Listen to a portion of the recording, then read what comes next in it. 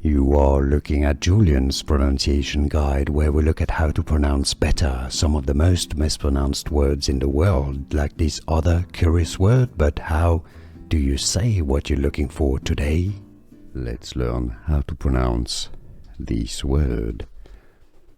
A native or inhabitant of Delhi in India. If you want to learn more names of famous places and useful vocabulary from Indian, make sure to stay tuned to the channel.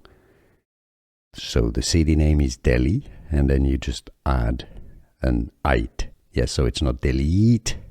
It's not just like twice E. It's Delhiite, and the stress is actually on the first syllable. So Delhiite, Delhiite, or the plural is Delhiites. Here are more videos on how to pronounce more confusing words and names too many mispronounced. Like this video if you found it useful. I appreciate your support. I'll see you soon, and thanks for watching.